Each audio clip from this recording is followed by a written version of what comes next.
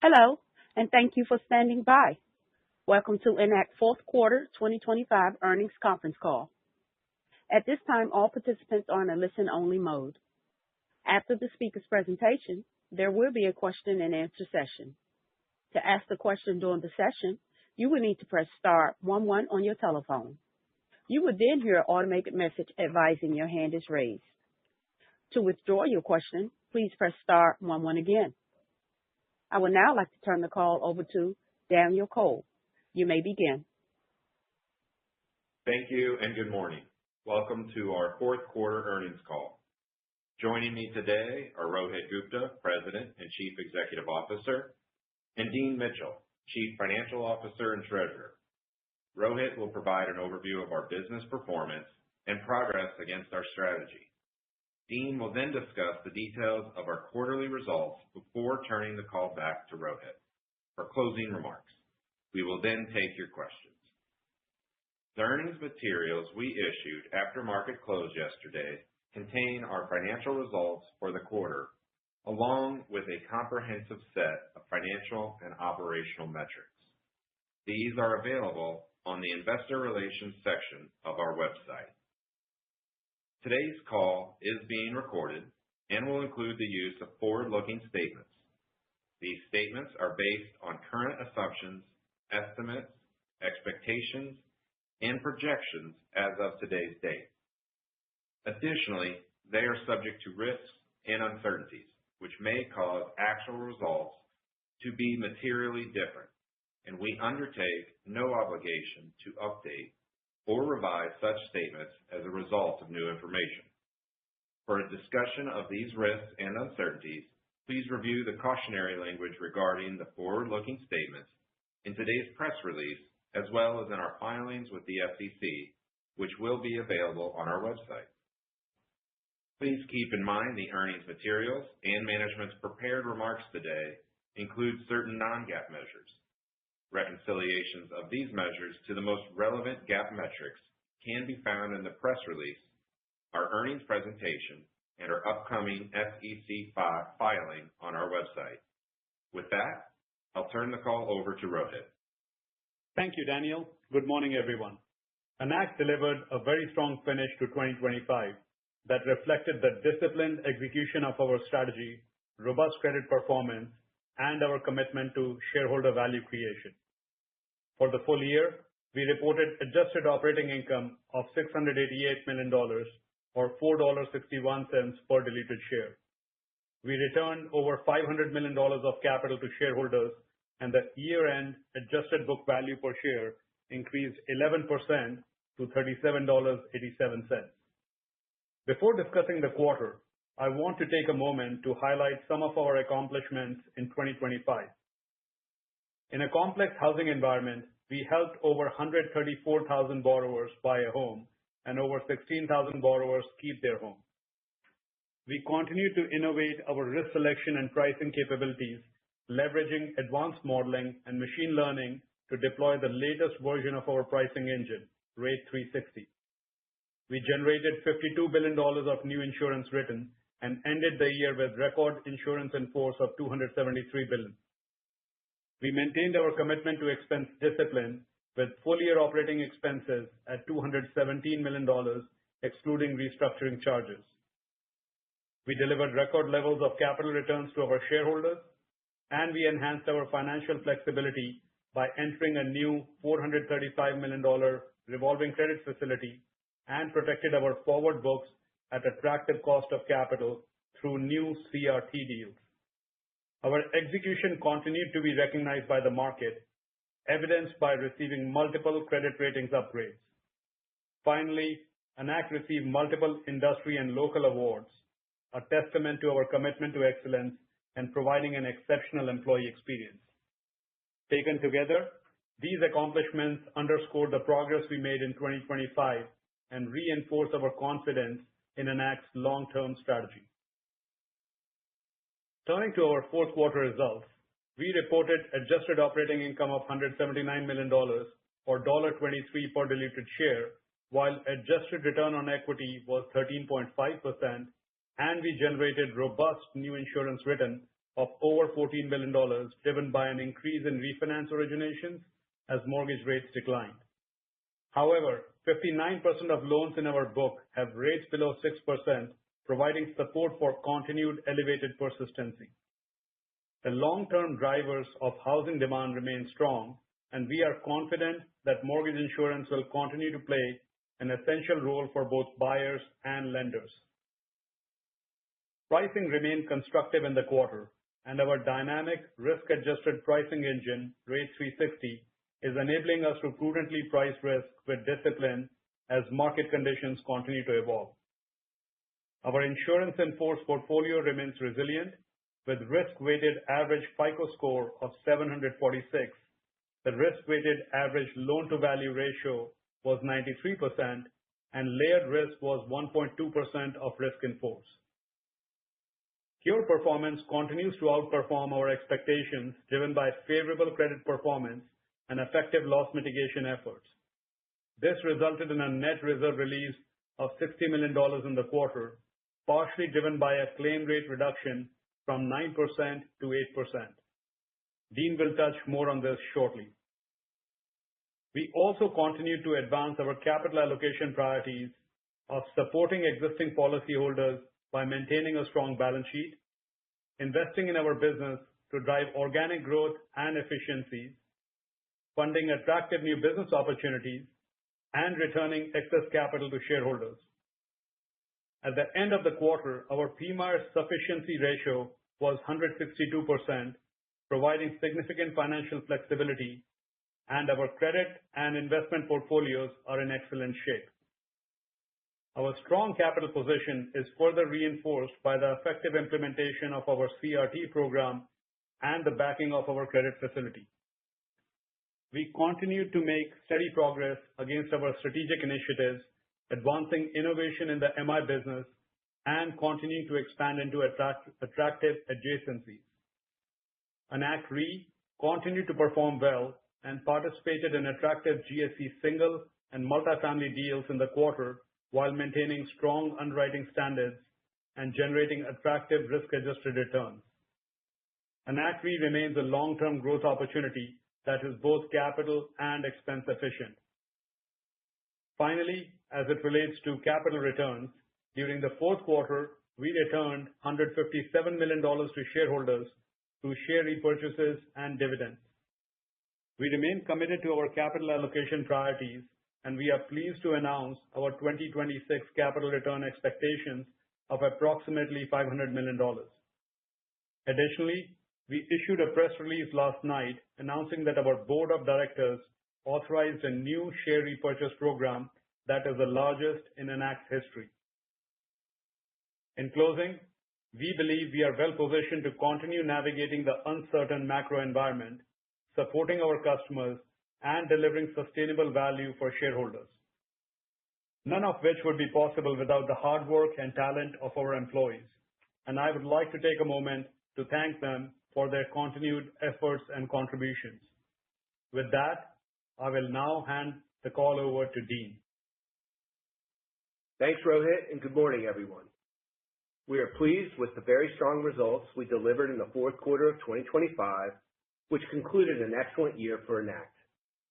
Adjusted operating income was $179 million, or $1.23 per diluted share, compared to $1.09 per diluted share in the same period last year, and $1.12 per diluted share in the third quarter of 2025.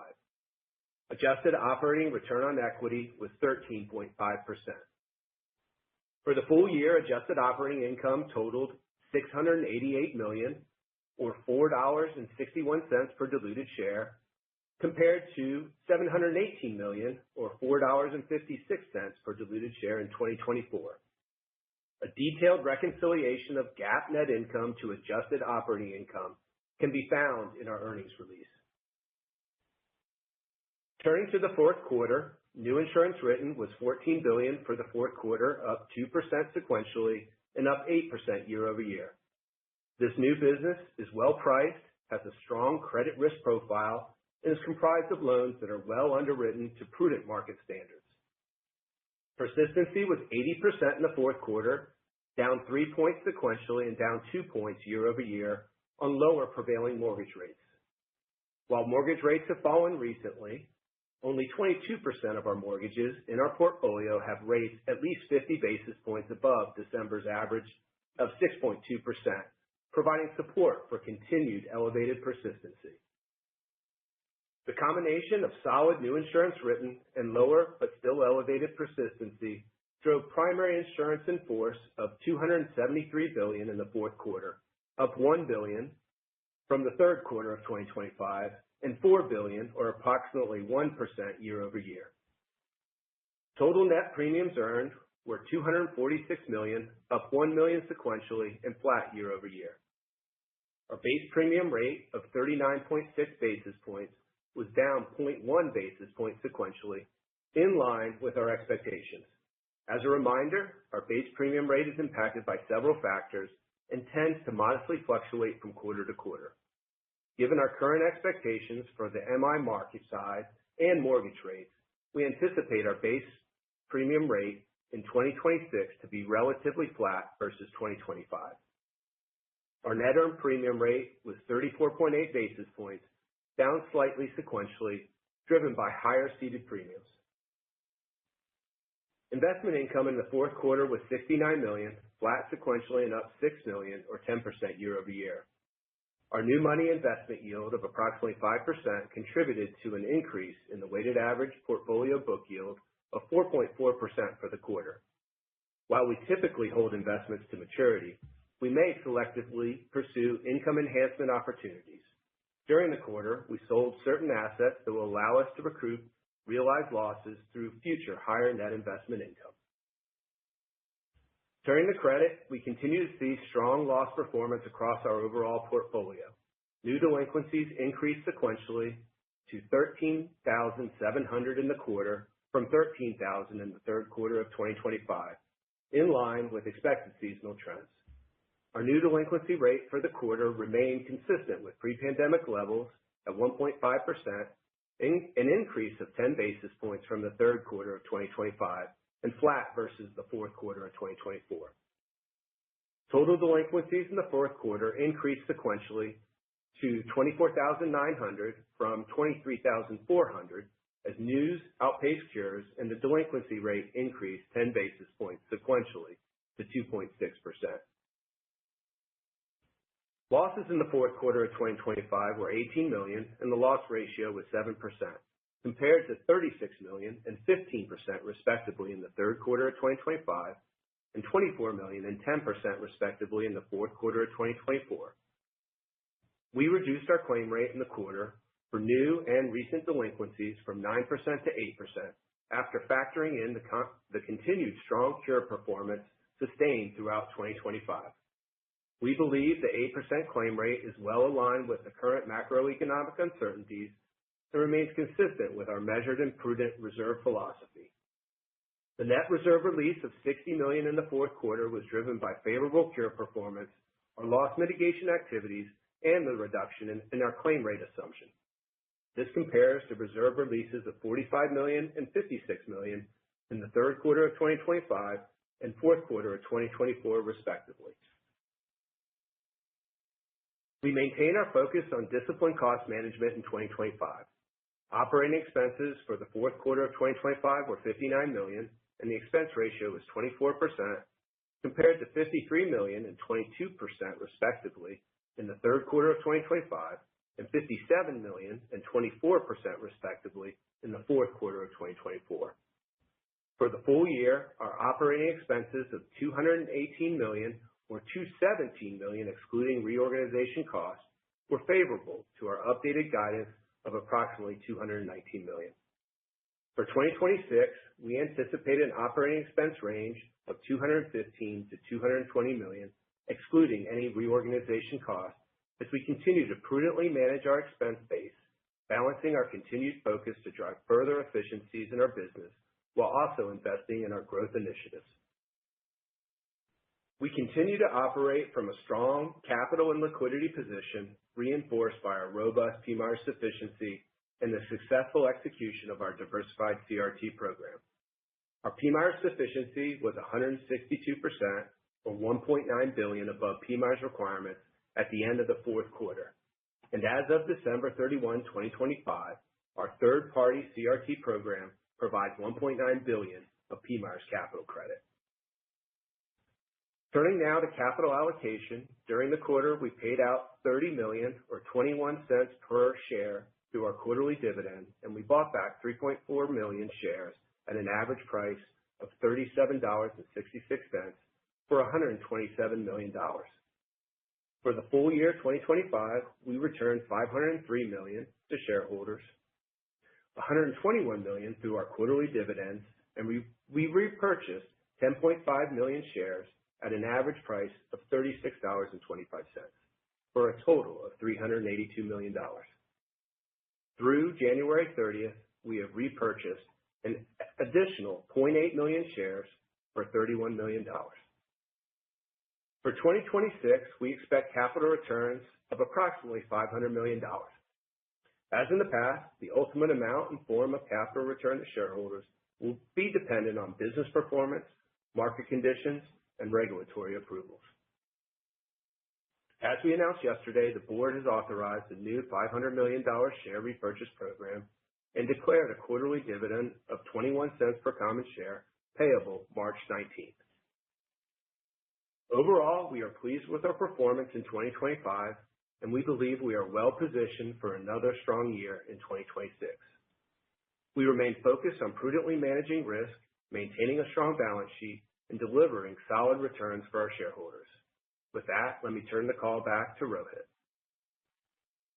Thanks, Dean.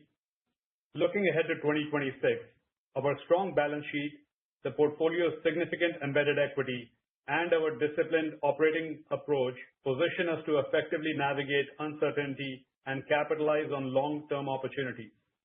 Additionally, demographic tailwinds, particularly among first-time homebuyers, support long-term demand for housing and for private mortgage insurance. Finally, as housing affordability and supply constraints shape policy discussions, we continue to actively engage with our lending partners, the GSEs, the FHFA, and the administration, and believe we remain well positioned to navigate and adapt to an evolving policy environment. We remain committed to helping people responsibly achieve the dream of homeownership and deliver long-term value for all our stakeholders. Operator, we are now ready for Q&A. Thank you. Ladies and gentlemen, as a reminder to ask the question, please press star 11 on your telephone, then wait for your name to be announced. To withdraw your question, please press star 11 again. Please stand by while we compile the Q&A roster.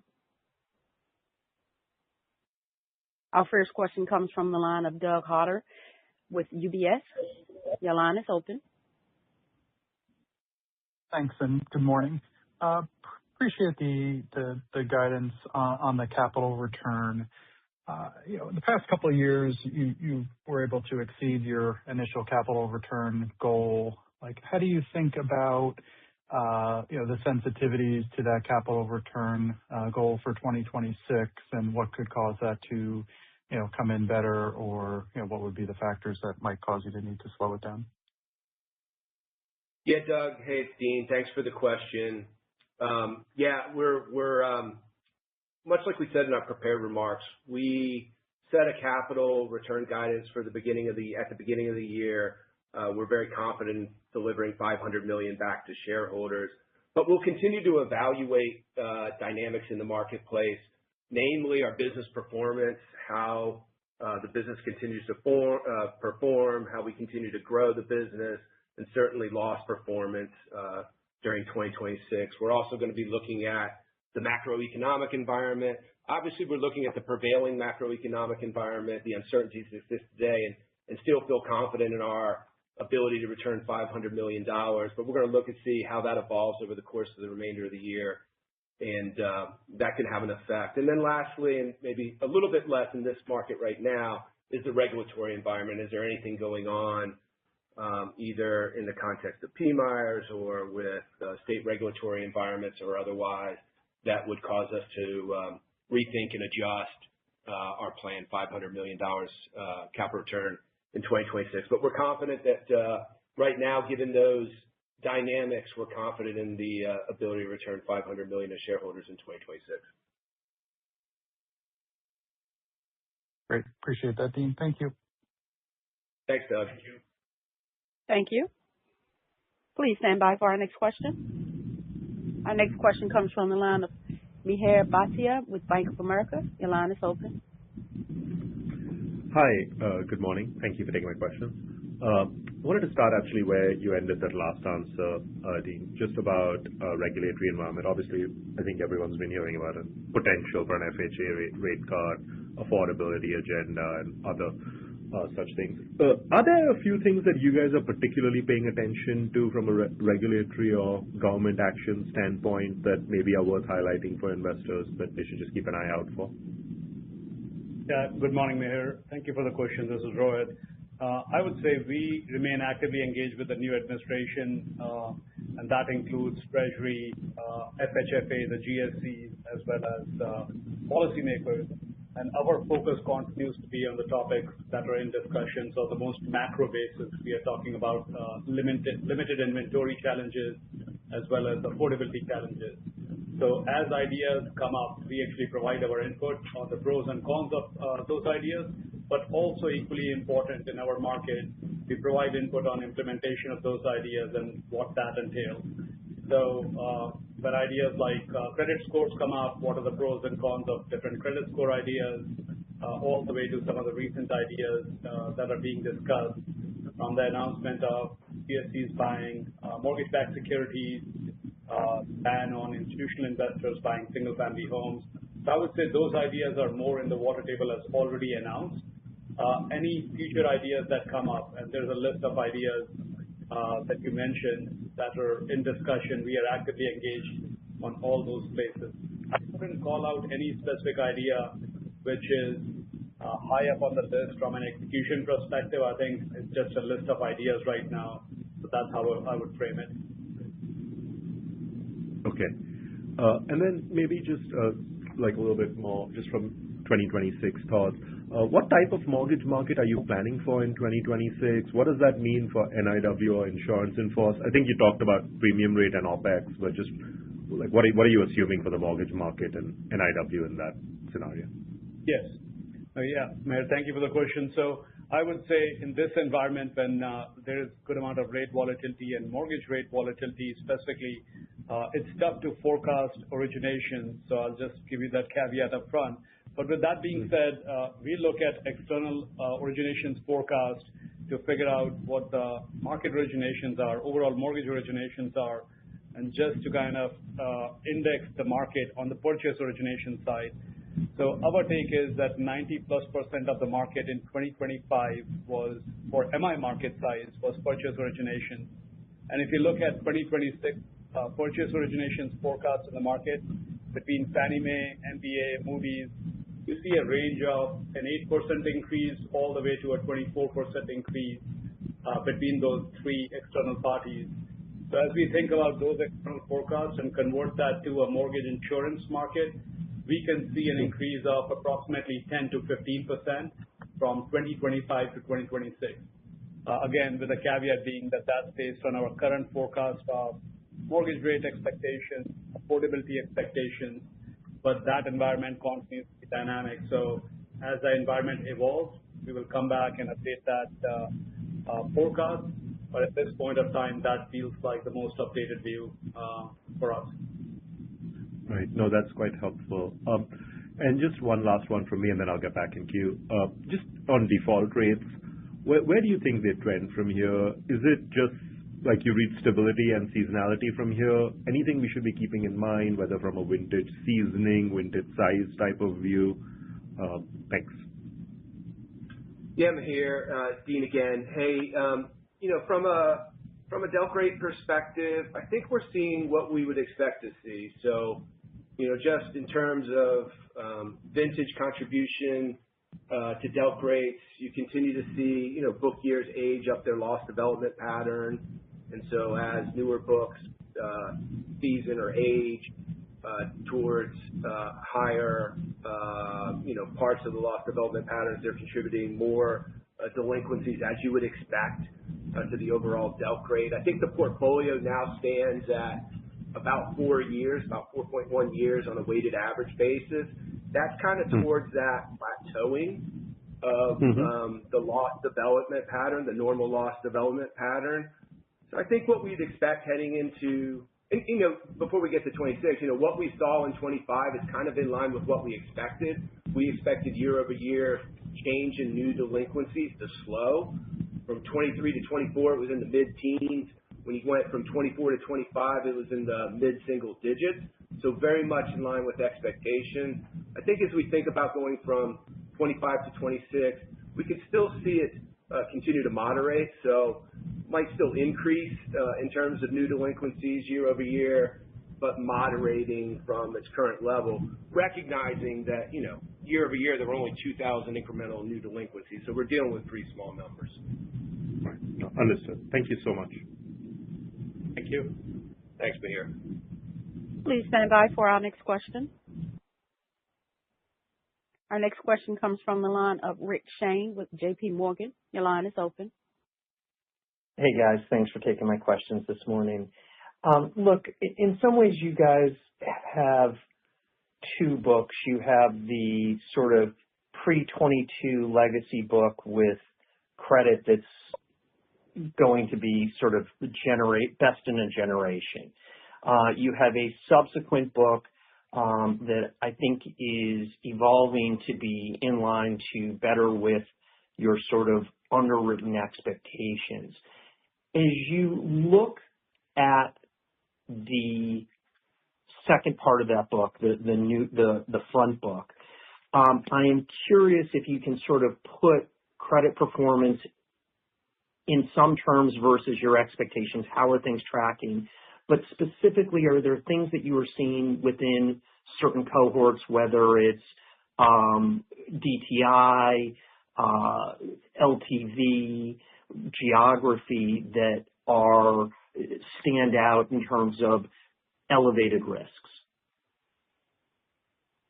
Yeah, Rick. Hey, it's Dean. Thanks for the question. If we think about vintage performance, I'd probably start off by saying it's kind of redundant to your question a little bit, but let me start off by saying all of our recent book years have been performing in line with or better than our pricing expectations. Obviously, a little bit underpinning your question, our newer books, so think 2022 through 2024, have been originated in primarily a purchase market, which tend to have higher risk attributes like a little bit higher LTV, a little bit higher DTI than refi markets. And in addition to that, they have had much more modest home price appreciation and, in certain instances, depreciation depending on the geography compared to prior book years. We price for those attributes. So we price for our view of risk. We price for our future view of home prices, all in an objective to achieve an attractive return on equity. So on new vintages, we haven't seen performance differ from our pricing expectations that we established at policy inception. And we still believe, we're onboarding, the right risk at the right price, if you will, across vintages, across book years based on vintage performance to date. Yes, are there differences across attributes? Of course, risk attributes matter, geographies matter. Again, we factor that into our price, and we haven't seen anything that worked against our expectations and created negative variation. Got it. And anything going forward that you're going to be, and I realize you have to be sensitive about this from a competitive perspective, but any areas that you would highlight where you're being a little bit more circumspect about risk? Yeah, we don't want to go into our pricing schema, if you will, but let me I think it's the things that you would expect, Rick. So there's certainly areas of the country where housing supply has increased and home prices have either moderated or declined. Think parts of the Sun Belt, particularly Florida, Texas, California, Arizona. I don't think those are states that would surprise you as having pulled back a little bit in terms of home prices. that's in contrast to the Northeast, where you still have low housing supply and home prices continue to appreciate pretty meaningfully. So, we're monitoring housing markets as an example of something that we're keeping our eye on for affordability, supply, demand dynamics, and we'll continue to consider that as we think about how to, again, crystallize our philosophy of the right risk and at the right price. And Rick, just to add to Dean's point, we have talked about this in the past and also mentioned it in our prepared remarks on the call. We have very deep analytics and a lot of capabilities, even from a forecasting perspective, to incorporate those views in our pricing. And we have the ability to make those pricing changes on a very frequent basis when we think those are appropriate. So to Dean's point, not only historically speaking, but also looking forward, we continue to incorporate that view of risk, performance, geographic differences, or risk attributes at a loan level into our pricing. And now we have the mechanism to charge that price at a very granular level. Got it. Okay. Very helpful as always, guys. Thank you very much. Thanks, Rick. Please stand by for our next question. Our next question comes from the line of Bose George with KBW. Your line is open. Hey, guys. Good morning. Actually, on expenses, you guys continue to do a good job there. Kept it flat now for a few years and seems to be the case again in 26. Is technology the main driver? And then longer term, could we see the expense ratio continue to decline as expenses stay flattish or at least increase by less than revenues? Yeah. Thank you, Bose. Appreciate your question. So I would say from an expense perspective, you are correct. We have actually not only kept our expenses flat in the last year, 2 years, but since our IPO, our expenses are on a dollar basis are probably down $30+ million on an annualized run rate basis. So we continue to invest in technology, invest in different amounts of innovation to drive that improvement. And that is meant to drive all aspects of our business, drive productivity, drive better customer experience, and drive smarter decisions. So when you think about our expenses in 2025 coming in below our original guidance, that is driven by us actually harvesting those benefits, harvesting those gains from our investments, and we see the same thing happening in 2026. Now, in terms of long-term expectations on expense ratio, I think it's tougher to give that guidance. Our aspiration is to always be prudent managers of expenses. So yes, we will always try to actually improve our expense ratio, both through growing our premiums by actually getting to a larger, more profitable book, and at the same time, getting the right efficiencies from the business. But how those premiums play out and how those expense dollars play out are difficult to forecast beyond 2026. So yes, directionally, you're absolutely correct. And then as we navigate through 26 and get to 27, we'll provide updated guidance. Okay, great. Thanks. And then just on the reinsurance transactions that you guys did, can you just talk about the attachment and detachment points and then how's the pricing on that market, just the trend in pricing? Yeah, Bose, so let me start with the pricing and then I'll go to the nature of the agreement. From a pricing perspective, we're seeing a tremendous amount of demand in the traditional reinsurance market for mortgage credit default risk. That has benefited the terms of some of our most recent reinsurance transactions, going all the way back to the coverage we've secured on both the 2026 book as well as now the 2-year forward 2027 book. So we've typically talked about that in low to mid-single digits cost of capital. If you go prior to those transactions, we were probably on the higher end of that cost range. In these most recent transactions, we're on the lower end of that continuum from a cost range perspective. From an attachment and detachment perspective, our objective with our CRT program and certainly our CRT transactions is twofold. It's to provide cost-efficient capital relief, and then also obviously to protect the balance sheet from a volatility perspective. If we think about that first objective, what that means for our XOLs is we secure coverage inside the PMIERs tier. And so we typically attach around the 3%. It's not always 3% of our risk in force, but it's generally in that ballpark. And then detach within PMIERs, and that's typically, again, PMIERs on requirements on new business are generally around that 7%. So you can see our transactions evolve through time, but generally, in broad strokes, attachment and detachment are around those points that I just gave you, Bose. Oh, okay, great. Thank you. Ladies and gentlemen, I'm showing no further questions in the queue. I would now like to turn the call back over to Rohit for closing remarks. Thank you, Tawanda, and thank you, everyone.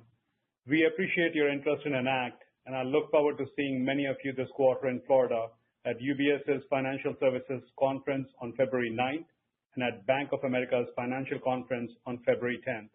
We also plan to attend the RBC Capital Markets Global Financial Institutions Conference in New York on March 11th. With that, we will wrap up the call. Thank you. Ladies and gentlemen, that concludes today's conference call. Thank you for your participation. You may now disconnect.